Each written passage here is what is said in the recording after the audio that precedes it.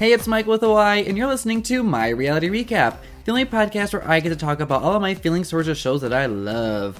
This week we're going to talk about the famous dances that were recreated on Dancing with the Stars, part 1 of the Face-Off finale, Erik Reichenbach from Survivor recaps the latest episode with me, the Red Carpet Challenge on Project Runway, and I talk with Courtney DuPerow from America's Next Top Model. I hope you're ready for this, so put your glasses on and get ready to get your fancy on with me.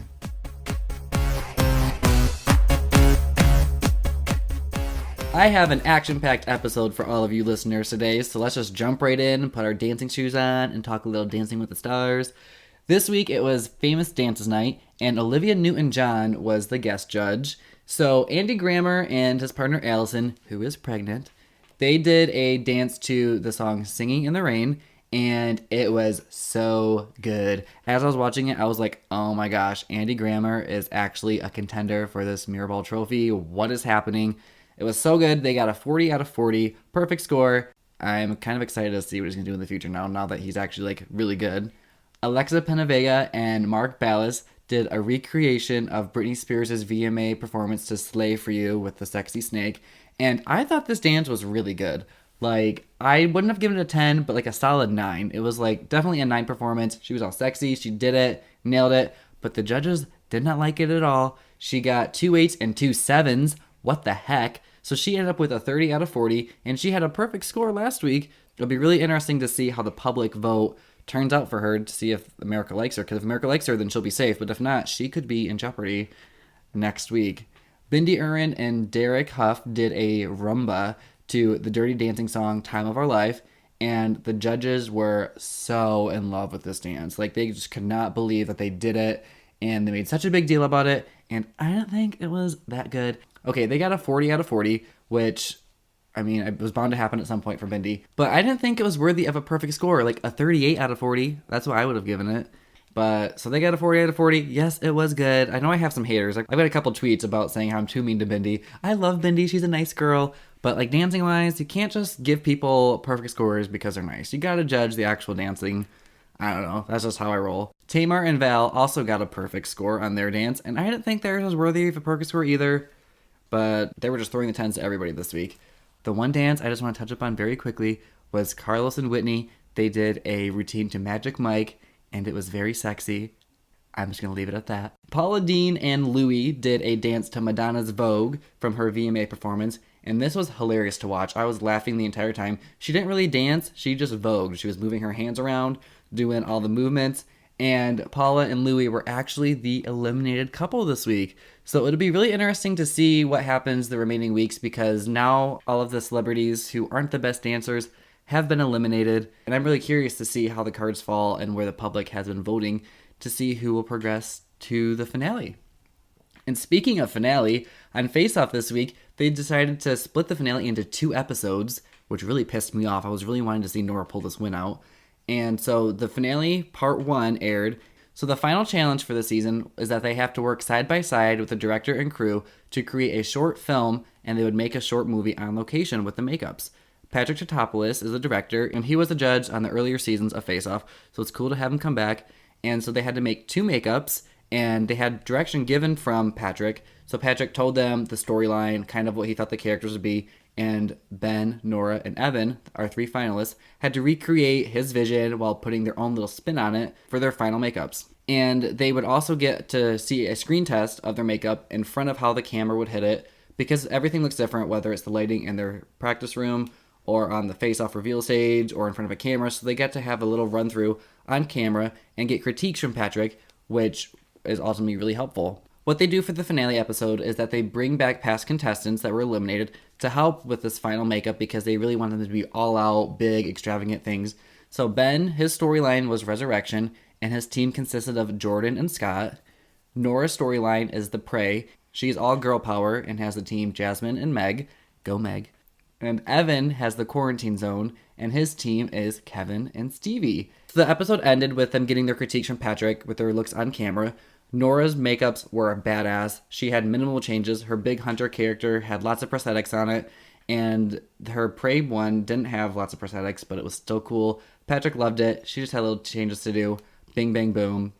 Nora's going to win, I feel. Ben did a priest and a monster, and he didn't actually finish his looks in time for the run-through, so he still has some work to do to catch up, as well as a couple of the critiques that Patrick gave him.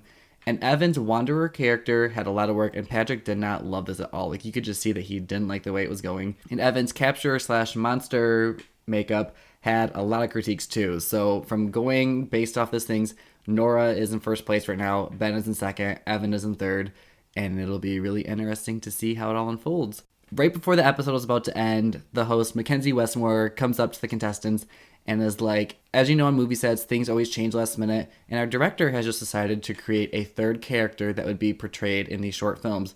So everybody has to make a third character in the short amount of time, as well as doing all the revisions.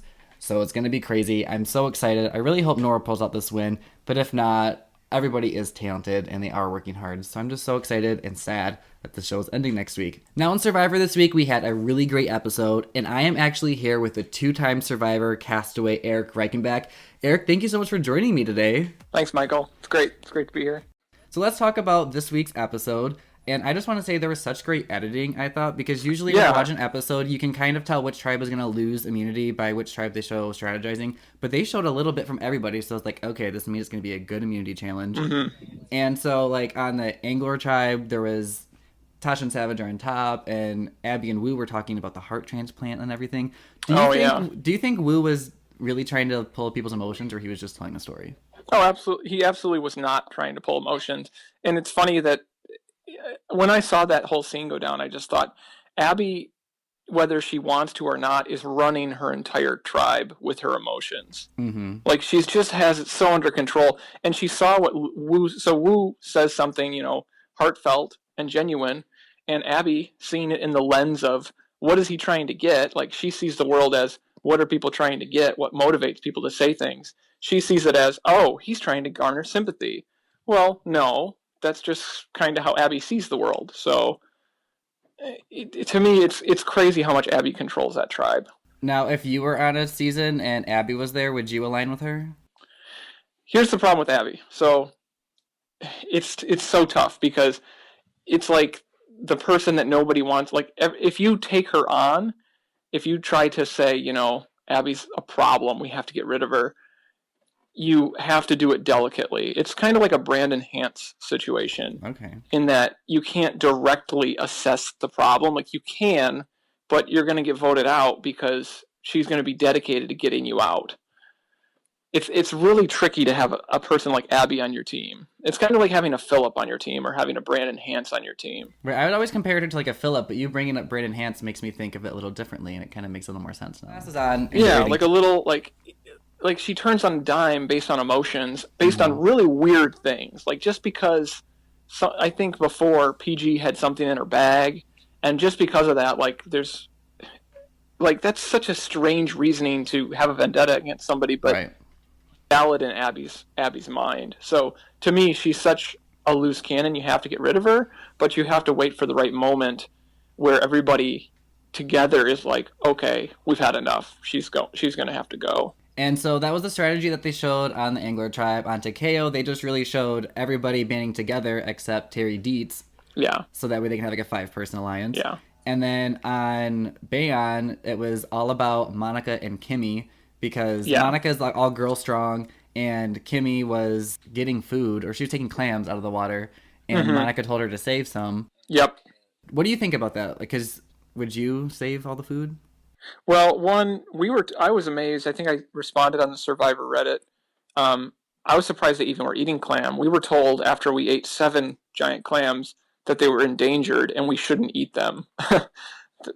Production literally said to us, they're like, you guys have to stop eating those clams. They're endangered. And there was a specific clam, I guess, that is endangered, and there's a specific one that is not endangered, but they both basically look the same. So maybe that's what was not put in the editing, is that she was like, oh, this is an endangered species, we can't eat it. Maybe that's what it was. But in terms of, let's save some food, that never works out. Like, people get angry. People get grumpy when they're hungry. So going to the immunity challenge, they had to run up this obstacle course, and do like a survivor slingshot and then hit these like little boxes and a little flag would pop up. Yeah. And how hard are these immunity challenges to begin with? They take a lot more time than you see. Obviously, for editing reasons, they take longer. But when you're, struggling to get food every day, it's really tough. It's hot out. Mm-hmm. You're hungry. You're running around. Like, they were really breathing hard when they were finally up there doing the slingshot. So, right. Yeah, people don't really get that. And so the immunity challenge, it was really great. Steven actually gave a point to Angor. And yeah, and it helped, great. And it helped them actually get the first immunity. And so they've been to tribal council a couple times, so good job to them. And then Takeo won the second immunity. So Bayon had to go to tribal council. And it was basically coming down to Kelly Wigglesworth and Spencer. And because they were the two former Takeo people on the tribe. Mm-hmm. And then Kimmy and Monica were talking about how Monica wanted to keep Kelly for the girls' numbers. And Kimmy goes to Jeremy and Steven and says she's nervous about having the girls. And they debated about breaking up the original band people. Yeah, that scene with Steven and Kimmy and I can't remember his name now. Jeremy. Yes, Jeremy. There was so much paranoia there. That whole scene was incredible. I just was watching that like, oh my gosh, Kimmy is spinning paranoia into paranoia, like on top of itself. It was like a Lord of the Flies moment. So if you were in that situation, would you have... Okay, well, if it came down between Kelly and Spencer, who would you have wanted to try to get on more? I mean, Kelly, just from the stance that Spencer seems to be a little socially awkward. And as much as, Spencer later could win some challenges... Honestly, I think Spencer, he says too much. Kind of like what Jeff Probst was saying at Tribal Council. He was like, Spencer overanalyzes everything. Mm-hmm. So I wouldn't be too worried about him strategically as opposed to Kelly, who could squeak by. Like, she's already been to the end before. I mean, yeah, it was the first season. But I think just from a challenge standpoint. Do you, feel for Kelly Wigglesworth at all? I just kind of want her to make it at least to the merge. I feel like 'cause she's, an original person, I want her to at least make it a little bit farther. Yeah, I think if you put those two together, Kelly or Spencer, I would want Kelly to go farther. And that's not anything against Spencer, but I think she's kind of like Varner's situation. Like, she's thrown into a whole new game, mm-hmm. even though she helped create the game. Right. So getting to Tribal Council, we don't know who's going to go. We don't know if Jeremy, Kimmy, and Steven are going to flip the vote. And so the votes come up. We have 2 votes for Kelly, 1 vote for Spencer, and 3 votes for Monica. She was a #blindside. And I was yelling at my TV. I was like, I can't believe they just did that. And she was stunned. She could not believe it. Yeah, she had no idea. You're totally right about the editing. They left it open, but not enough to say she's going. Right. And any other game, to me that signifies you're playing with new school players. Like, Steven Fishbach is on your tribe. Something crazy strategically is going to happen, which is great. I can't wait to see Steven in more tribals. And people underestimate Steven. They think, because he can't hack it out there, it's going to, Steven's just kind of floating along on the sidelines. But he just shook that up. He came out of nowhere to shake that up. Mm-hmm. So what do you think about Kimmy? Because going into it, I kind of thought she was going to be a floater and just an extra vote for people, but she's kind of making a game change and stepping up to the plate a little bit. Yeah, I'm really shocked. From seeing her the first couple episodes, she's kind of changed a little. She's more emotional. She's actually kind of one of the driving forces based on whatever tribe she's on. I mean, she's not an Abby right by any means, but yeah, I'm really surprised that she's more vocal, that she's stepping up. So who do you want to win, and who do you think is going to win? Phew, that's always such a loaded question, because you never know, and you look like an idiot. Yeah, well, who'd you like to see win, I guess, if you have to pick a favorite? I mean, I'd like to see somebody who didn't go as far their first season, somebody who really didn't make it into the later part of the game. I would like to see somebody like that win, as opposed to somebody who's already been to the end before. Okay. That said, I mean, who does that leave? Who do we put into that category? Well, Kelly Wentworth was a pre-merge, and she has an idol right now. Yeah, she's sitting really nice. She's one of my picks to win it. Yeah, I could see her make it pretty far. I'm trying to think who else. Spencer, I would like to see go farther, but I don't think he'll win. I don't think he'll make it to final, for that matter. Right. And it's just because of the social aspect. I'm trying to think. Joe is made for success. Like I feel like Joe is going to go very far, or he's going to get kind of like Ozzy'd, like thrown out right after the merge. Right. One of those two. But he's like everything about him seems like good. Like in a couple episodes, he's replaced Ozzy and he's replaced Malcolm in terms of that that kind of dominant, likable male. And they gave him such a perfect edit to make him look Yeah, perfect for everybody. right. He's like the new golden boy. Uh-huh. Well, Yeah, thank you so much for joining me today, Erik. This was a lot of fun.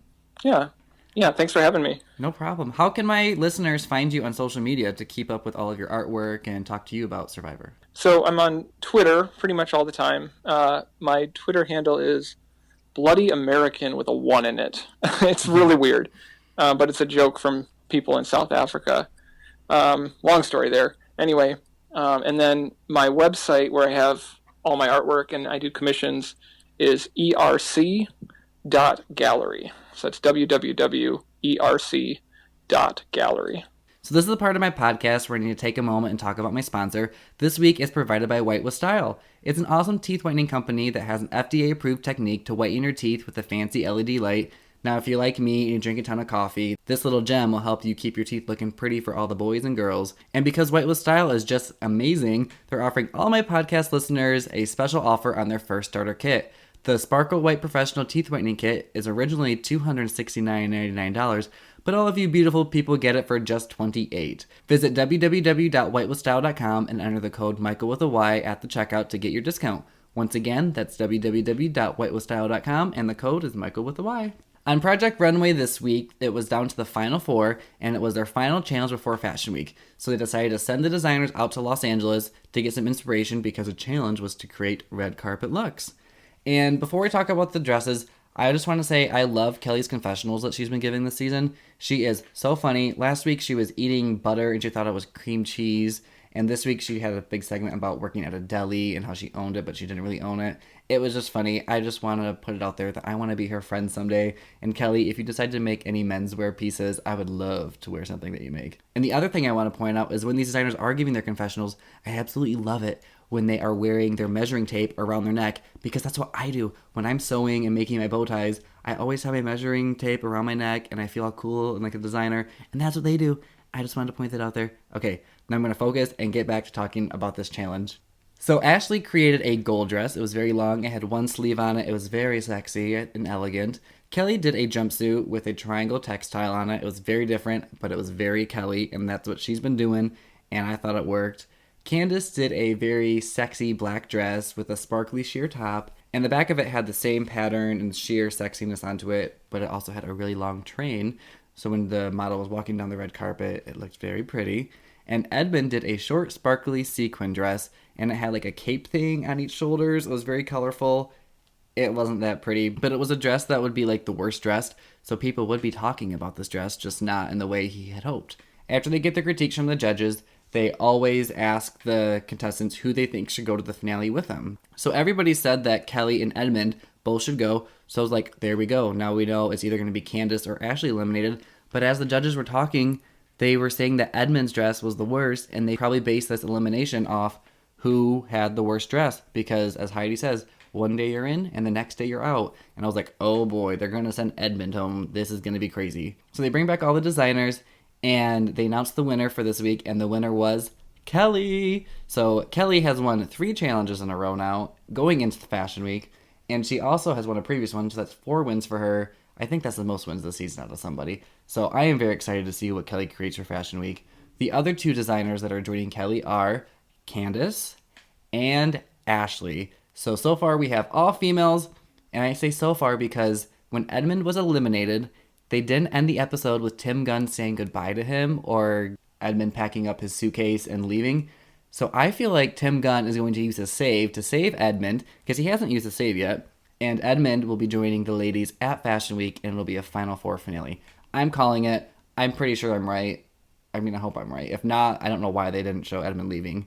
Maybe just to make Michael with a Y talk about it and look like an idiot on his podcast. We'll see. But I'm pretty excited to see how these designers come. And it's so sad that all these shows I've been watching are coming to an end, because where's my creativity going to come? On America's Next Top Model this week, it was the recap episode, which is my all-time favorite episode. That was sarcasm, if you couldn't tell. I'm not really good at sarcasm, especially if you can't see my face, but hopefully you guys picked up on that. If not, now you guys know for sure. It was the recap episode, and I'm so excited to have Courtney with me from the season to talk about her experience on the show. Courtney, thank you so much for joining me today. You're welcome. How are you today? I'm doing good. Thank you so much for asking. So what was your favorite photo shoot? If you could pick one of your favorites, which one would it be? Well, my favorite one was for the Army shoot, just because my little brother is disabled, so it kind of put in my head that you can be whatever you want no matter what, and it kind of set a good future for him in my head. And in my photo, I was thinking of, like, they fought for me and protected me, and now it's my turn to protect them. So that's what I thought of when I saw my photo. But in the competition, I think the comeback photo shoot with the dog was my best, because I actually, watching it, I saw myself, like, grow from the week before, like, even more than any other shoot. Right, and the dog one was my favorite one of you too. Like when I saw that picture pop up, I was like, "Oh my gosh, there's Courtney. She's back. She's got this." And then I was just so sad that you and Mama got like eliminated during the challenge or disqualified, because I was like, "Dang it, that might be what holds Courtney back from coming in." I mean, part of me at the beginning, I was thinking, Mama, like, she had a scheme going on, like, she'd make me look bad and I'd make her look good. But, you know, it's a competition, and we talk on social media now and everything, so it's not anything personal, right. You know, it's just what you had to do, you know. So, I know the season is coming to an end. Who are you rooting for to win? And don't give any spoilers if you know, like, this is a no spoiler podcast. So who would you love to see win? Well, since the beginning, besides myself, there were just a few people that, like, out of the bunch that I really wanted, and I really want Niall out of everyone to win, just because, you know, the whole disability thing. Mm-hmm. And, you know, he helped me through the competition, and he reminds me of my brother, and he kept me going. There was a time where I almost wanted to quit, and, you know, just thinking of Emmanuel in that situation, my little brother, like, as Niall, you know, he was like a older brother I never had type thing. It just kept me in there, and I didn't give up, so. Right, and Niall's one of my picks to win, and so is Lacey. I would love to see either of those two win. And all of my listeners know on this podcast that I have a big crush on Niall, and so I want to know, how are you able to control yourself around him? Because he is one beautiful human being. Well, you know, there was that whole thing with Mikey and everything. There's just, like, a lot of, you know, people are making a big deal out of crushes and everything. And when we actually laid in bed together, we actually did not sleep together. We woke up, like, the whole house woke up, like, 20 minutes later. So it's just a lot of things that made it look weird, and, like, thinking that I'm playing people or not being truthful to my boyfriend.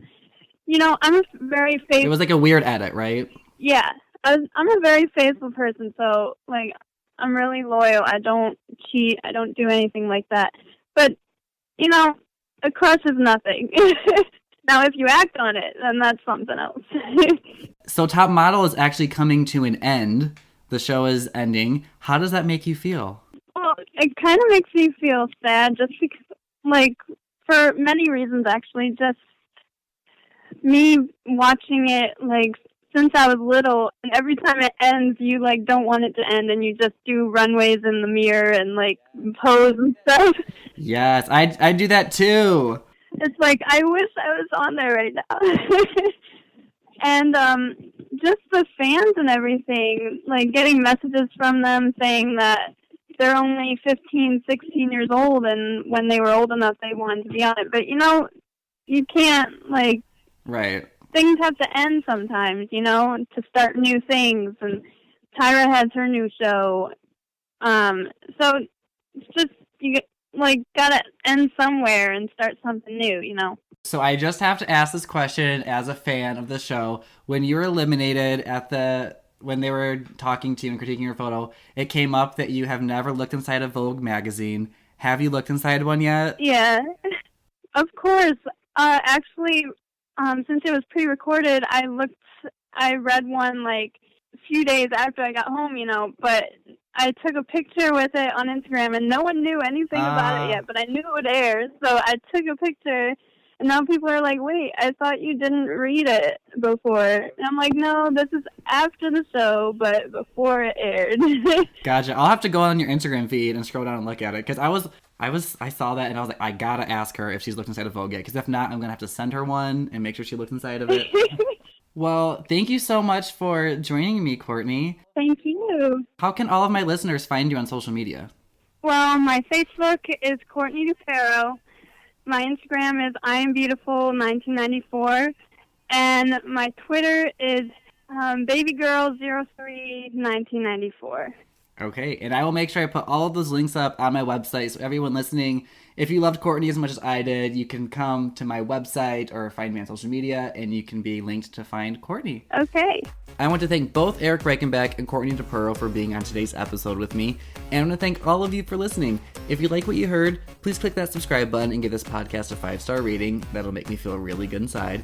And I want to keep the conversation going with all of you. Tweet me at Mike with a Y or hashtag MYRR to let me know all of your thoughts and feelings about the shows we talked about today, or which ones you want me to talk about in the future. You can also find me on social media. You can follow me on Twitter, Instagram, and Snapchat at Michael with a Y, and that is spelled exactly as it is on here. Don't forget to smile, and remember, glasses are sexy.